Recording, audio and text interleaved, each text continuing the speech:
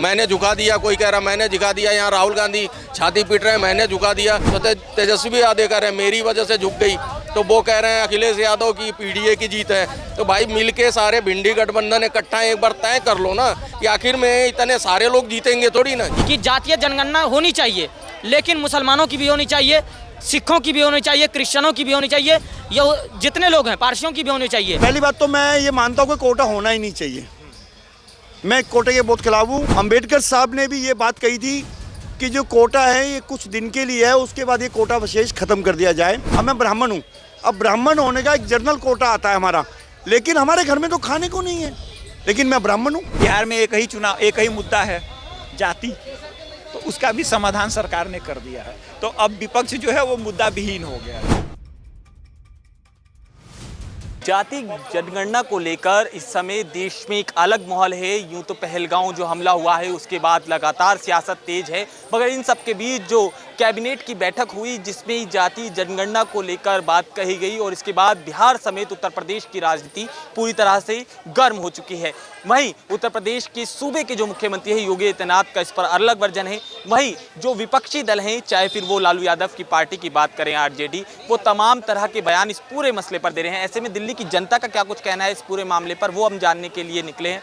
जाति जनगणना को लेकर क्या सोचते हैं? देखिए, पहले करेक्ट कीजिए, जाति की गणना की बात हुई है, ठीक है, ये बहुत ही ज़रूरी था और इसको जस्टिफाई मैं इसलिए नहीं कर रहा हूँ कि जाति की गणना हो रही। इसको इसलिए करना है कि हमें जानना होगा कि कौन कहाँ से बिलोंग करता है। कहीं ऐसा ना हो कि आपके हिस्से की मलाई किसी और को दे दी जाए, ठीक है, जैसा कि बंगाल में हुआ था। ओबीसी के नाम पे सारे मुसलमानों को घुसा दिया गया था, जो मुस्लिम में जातियां थी उनको घुसा दिया गया था। तो इस बार इसका गणना होना जरूरी, और डाटा कभी झूठ नहीं बोलेगा, इस बात को ध्यान में रखिए। तो सरकार के पास रियल डाटा आएगा तो सरकार समझ पाएगी कि कौन मलाई खा रहा है और कौन किसकी मलाई खा रहा है। इन दोनों शब्दों को समझने के बाद सरकार उसके बारे में कदम उठाएगी। और उसके पहले सरकार ने ओबीसी कोटे को स्टेट के हवाले कर दिया है। तो जातियों की गणना होने के बाद एक बार कंफर्म हो जाएगी कौन सी जात कहाँ रहेगी। इससे सरकार को स्कीम बनाने में या और कुछ देने में आसानी होगी। और दूसरी बात, जातियों के साथ जब लोगों की गणना होगी उससे ये पता लगेगा कि हमारे देश की आबादी कितनी हुई, कौन सी जातियां हैं जो माइनॉरिटी में चली गई और कौन सी माइनॉरिटी के नाम पे मेजॉरिटी का हो गई हैं। तो ये भी एक फैक्टर है, वो लिया जाएगा। और एक बात, अब बिहार चुनाव पे आते हैं। बिहार में एक ही मुद्दा है, जाति, तो उसका भी समाधान सरकार ने कर दिया है। तो अब विपक्ष जो है वो मुद्दा विहीन हो गया है, पहली बात। लेकिन विपक्ष की परेशानी ये है कि जो उनकी डिमांड थी वो पूरी होने के बाद सरकार की तारीफ करनी चाहिए। मैं उदाहरण बताता हूँ। वुमेन रिजर्वेशन बिल आया तो किसी के पति की इच्छा पूरी हुई, किसी का पति उसके लिए जान दे रहा था, किसी का पति उसको लागू करने से पहले भगवान को प्यारा हो गया, और कोई लड़ाई लड़ रहा था, किया किसी ने नहीं, ठीक है। अब सारे अपोजिशन का मुद्दा यही है कि जातिगत जनगणना होनी चाहिए। बस कास्ट सेंसस और कास्ट इनॉर्मस में फ़र्क होता है, वो आपकी पब्लिक जो है ऑडियंस समझ लेगी तो आसान रहेगा, ठीक है। अब उसमें दिक्कत ये हो रही है कि उनको तो सरकार की तारीफ करनी चाहिए ना, लेकिन कह रहे हैं सरकार झुक गई, सरकार डर गई। भैया यार, एक कॉमन सेंस होता है। अगर मेरा आपसे राजनीतिक मतभेद है, क्या तेजस्वी राहुल गांधी और भाजपा वाले कहीं मिलते हैं तो एक दूसरे को गोली मार देते हैं? ऐसा नहीं होता है। उनका राजनीतिक विरोध है और राजनीति में सहयोग एक दूसरे का होता है, एक दूसरे की डिमांड मानी जाती है, ठीक है। जैसे राहुल गांधी ने कहा कि सरकार पाकिस्तान के साथ जो कदम उठाएगी हम उसके साथ खड़े हैं, ठीक है। तो क्या इस मुद्दे पे नहीं बोल सकते थे कि हमारा मुद्दा हमने उठाया था, सरकार ने इसको किया, हम सरकार के कदम का स्वागत करते हैं? नहीं किया। क्यों नहीं किया? क्योंकि उनको पता है कि इसका सेटबैक जो हमारा चल रहा था, एक बैठे बैठाए मुद्दा जिसे हम समाज को बांट रहे थे, वो मुद्दा हमारे हाथ से ख़त्म कर दिया गया है। क्यों? क्योंकि उन्होंने जाति पूछ के मारा था, तो सरकार ने कहा पहले जाति तुम कर रहे हो, उसको जान लो तुम क्या हो। अब आते हैं बिहार के मुद्दे पे, चुनाव पे जो चल रहा है। वहाँ के चुनाव की पोजीशन ये है कि भैया अभी टीवी डिबेट चल रही है, उस पर तो कहा कि भाई 2 कौड़ी के इंसान के आगे हम क्या बात करेंगे, हमारा मुख्यमंत्री घोषित है। कांग्रेस कह रहे नहीं, हम देखेंगे किसको मुख्यमंत्री माना जाएगा। आरजेडी वाले कह रहे हमारा मुख्यमंत्री तो फिक्स है, तेजस्वी यादव बनेगा।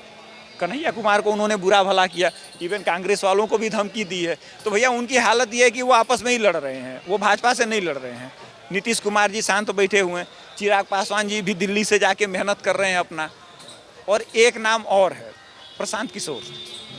काफ़ी टाइम से बिहार में मेहनत कर रहे हैं। तो देखिए फ्यूचर में कांग्रेस, प्रशांत किशोर और लेफ्ट का गठबंधन होने जा रहा है। आरजेडी और असदुद्दीन साहब, भविष्यवाणी कर रहे हैं। पहले भविष्यवाणी कर देता हूँ, आरजेडी और असदुद्दीन ओवैसी साहब एक साथ मिलकर चुनाव लड़ेंगे। बीजेपी, नीतीश कुमार जी और चिराग पासवान, ये लोग एक साथ लड़ेंगे। हो सकता है पारसनाथ पासवान इस बार लालू यादव का खेमा ज्वाइन करने या कांग्रेस के साथ चले जाएं, क्योंकि उनके पास भी कुछ परसेंट वोटेज है। और बिहार की जनता चिराग पासवान को नहीं मानती है। भले ही मैं बड़ी इज्जत करता हूं उनकी, ऐसा नहीं होना चाहिए, लेकिन भाई हमारे समाज में अभी भी कुछ मर्यादाएं हैं जिसका पालन हमारे समाज के लोग करते हैं, और उस मर्यादा के तहत चिराग पासवान बिहार के बेटे नहीं माने जाते हैं, जिसके नाते उनके चाचा उनको छोड़ के अलग हो गए। तो बिहार की राजनीति यही है। कास्ट सेंसस एक मुद्दा था जिससे विपक्ष अब मुद्दा विहीन हो गया है। ठीक है, ये मगर सबसे अहम सवाल, ये सही समय था?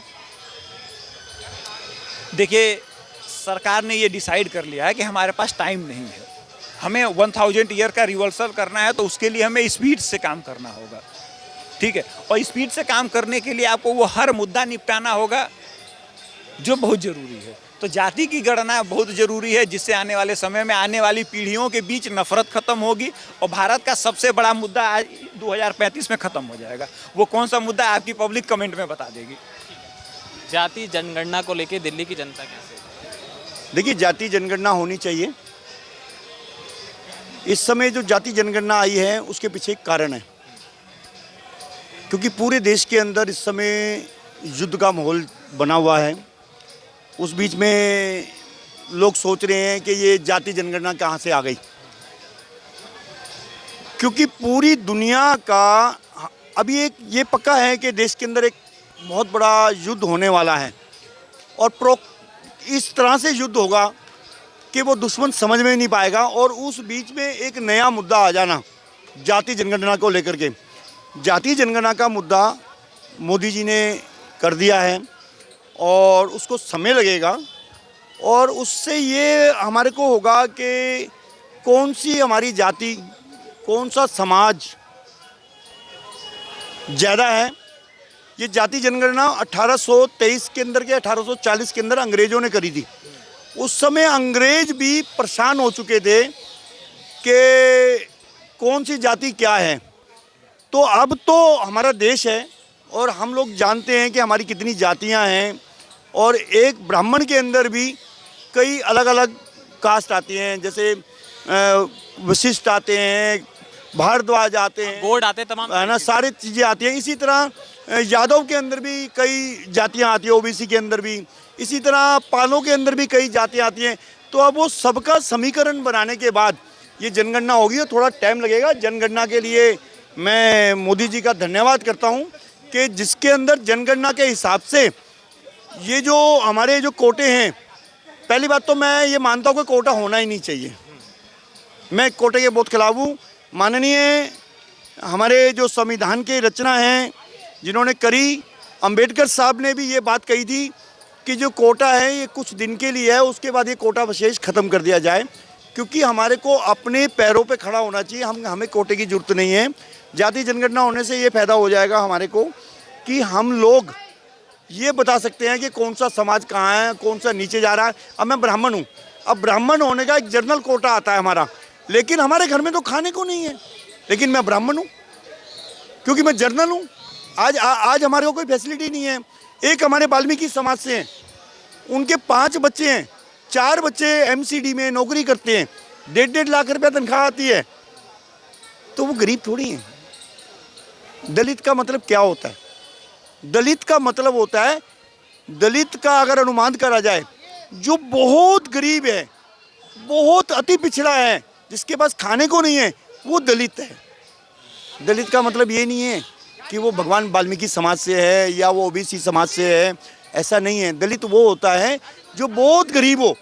मैं ब्राह्मण हूँ लेकिन मेरे घर में खाने को नहीं है, मैं इसीलिए मरता रहूँगी, हाँ जी मैं तो जनरल जाता हूँ। ये सही समय था इस पूरी कैबिनेट की बैठक? ये एक देखिए सुनिए, ये एक योजना है, ये एक योजना है कि एकदम देश के मूड को बदलना, और ये कला मोदी जी को आती है। देखिए, हमने सामने वाले के ऊपर वार करना है।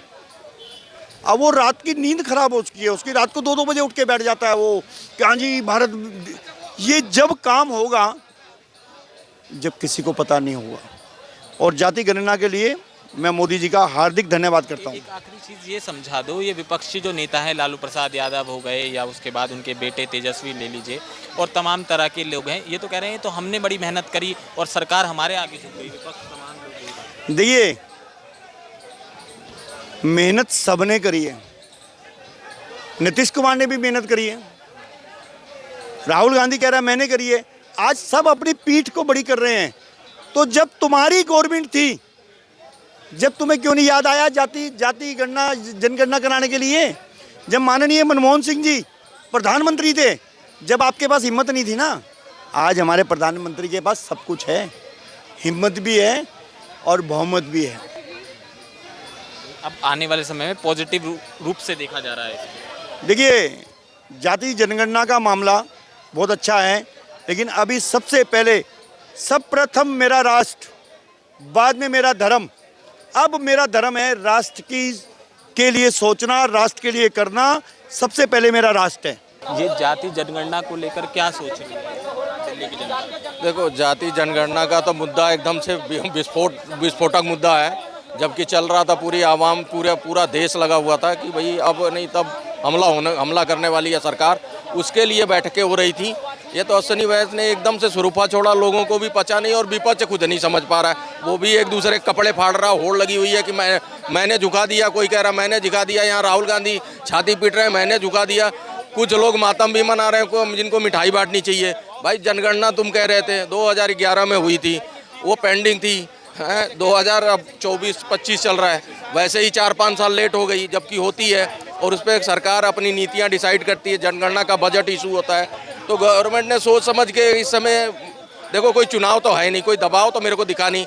जो लोग कह रहे हैं दबाव था या कोई कह रहा है बिहार के चुनाव की वजह से, तो बिहार में ऑलरेडी जनगणना हो चुकी है, भाई नीतीश बाबू करा चुके हैं, वहाँ कोई दबाव का मतलब ही नहीं, वहाँ चुनाव का कोई मुद्दा नहीं। दूसरा ये क्या नाम है, कहते हैं कि जी पुलवामा से ध्यान हटाने का, तो पुलवामा में जो चल रहा है माहौल, वहाँ से ध्यान हटने वाला नहीं जनता का। तो सरकार की ये भी कोशिश में ना, मतलब बेकारी ये इनकी झूठी है कि भाई इस तरह के आरोप करना। फिर उसके बाद जननायक जो राहुल गांधी वो कह रहे हैं जी मेरी वजह से सरकार झुक गई, तो तेजस्वी यादव कह रहे हैं मेरी वजह से झुक गई, तो वो कह रहे हैं अखिलेश यादव की पीडीए की जीत है। तो भाई मिलके सारे भिंडी गठबंधन इकट्ठा एक बार तय कर लो ना कि आखिर में इतने सारे लोग जीतेंगे थोड़ी ना, जीतेगा तो एक ही ना। अब तुम लोग पीडीए तो करते हो, तुम लोग दलित करते हो, वो क्या नाम है वो रावण है। वो देखो रॉन्स रॉयल में अमेरिका में 6 करोड़ की गाड़ी में वो सफ़र करके घूम रहा है, अभी 1 साल पहले सांसद बना है, और इन गरीब दलित करके 10% आरक्षण की वो करके इसमें राजनीति में आया है।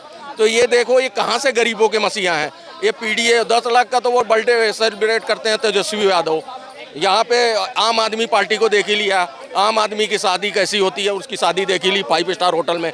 तो ये लोग जो है ना खून चूस के ये अरबपति बन गए। एक बिजनेसमैन को इतनी मेहनत लगती है इन अरबपति बनने में, करोड़पति बनने में, ये तो एक चुनाव लड़के बन गए। और ये लोग बता रहे हैं कि हम मसीहा जी हमने झुका दिया सरकार को, सरकार हमारे दबाव में आ गई। पहले तय तो करके बताओ कि किसने झुकाया है। भाई पार्टियां तो सारी विपक्षी हैं, या एक होके बता दो कि भैया हमारी इंडिया गठबंधन ने झुका दिया। तो भैया लोकसभा में भी झुक जाना चाहिए था, सारा कुछ होने के बाद माहौल जो दूसरी तरफ था, इसमें तो कोई दबाव मेरे को दिखा नहीं।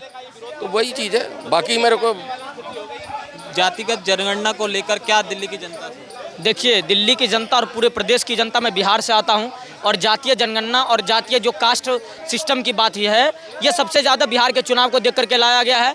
दूसरी बात कहेंगे कि ये मोदी का मास्टर स्ट्रोक है।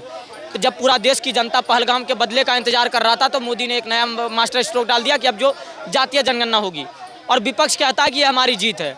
हम सीधा और स्पष्ट रूप से आपको बताते हैं कि आप इस चीज़ों को समझिए, ये लोकतंत्र की जीत है, क्योंकि लोकतंत्र तभी खूबसूरत और सुरक्षित होता है जब देश में जनतंत्र और जनमत चले। और देश की आवाम लगातार ये चाह रही थी, प्रदेश की आवाम चाह रही थी कि देश में जातीय जनगणना हो, ताकि जो जातीय जनगणना से जो पिछड़े वर्ग के लोग हैं, SC ST OBC समुदाय के लोग हैं, जिनको आज भी लगता है कि रिजर्वेशन मिलने के बाद भी आज हमारे पर अत्याचार हो रहा है, उन सारे लोगों का आँख का पर्दा भी खुल जाएगा। दूसरी बात हम ये कहना चाहते हैं कि जातीय जनगणना होनी चाहिए, लेकिन मुसलमानों की भी होनी चाहिए, सिखों की भी होनी चाहिए, क्रिश्चियनों की भी होनी चाहिए, ये जितने लोग हैं पारसियों की भी होनी चाहिए। दो थोड़ी ही आबादी है लेकिन है तो, और मुसलमानों की जो रिजर्व मतलब जातीय गणना होनी चाहिए। और उसमें अगर मुसलमान कहता है कि हमारे में भेदभाव नहीं है, हमारे में ऊंच नीच नहीं है, हम जाति नहीं बताएंगे, तो फिर सारे मुसलमानों को फॉरवर्ड कैटेगरी में डाल दीजिए और सरकार के द्वारा जो भी योजनाओं का लाभ मिल रहा है उनसे सारे मुसलमानों को बर्खास्त कर दीजिए और राशन की लाइन अब वैसे भी खाली हो जाएगी। देश में अगर 80 करोड़ आबादी है तो देश में जो 30 करोड़ आबादी मुसलमानों की, उसमें से कम 20 करोड़ आबादी है जो राशन के लाइन में आज भी है। तो मुसलमानों अगर आज यहाँ पर इसी स्थिति में, तो कास्ट सेंसस का मतलब ये बिल्कुल नहीं था कि देश के अंदर बटोगे कटोगे वाला नारा चलता था, एक है तो सेफ वाला नारा। यहाँ तक कि आप कुछ दिन पहले पहलगाम अटैक को कैसे डाला, बीजेपी का ट्विटर हैंडल डाला कि जाति नहीं पूछा धर्म पूछा, लेकिन अब बीजेपी ही जाति पूछ रही है। तो इसका अब विपक्ष वाले अलग मुद्दा लेके चलेंगे कि हमने झुका दिया, हमने ये कर दिया। विपक्ष के पास एक मुद्दा रहता था हमेशा से, उत्तर प्रदेश का चुनाव हो, हरियाणा का चुनाव हो या बिहार का चुनाव हो, कि हम जो है कास्ट सेंसस की बात करते हैं, हम जातीय जनगणना की बात करते हैं और हम जातीय जनगणना की जीत बताएंगे। तो अब तो विपक्ष पूरी तरह से बेरोजगार हो गया और एक्सपोज हो गया। अब राहुल गांधी आराम से थाईलैंड जा सकता है, उसको कोई दिक्कत नहीं है। दूसरी बात, तेजस्वी यादव ने 2023 में जातीय जनगणना करवा चुका है बिहार के अंदर, उससे कोई लाभ नहीं हुआ है। लेकिन मोदी का जातीय जनगणना कहीं से भी ना तो फॉरवर्ड को कोई दिक्कत होने वाली है, ना कुछ लोगों को लगता है कि EWS पे कोई दिक्कत आएगी।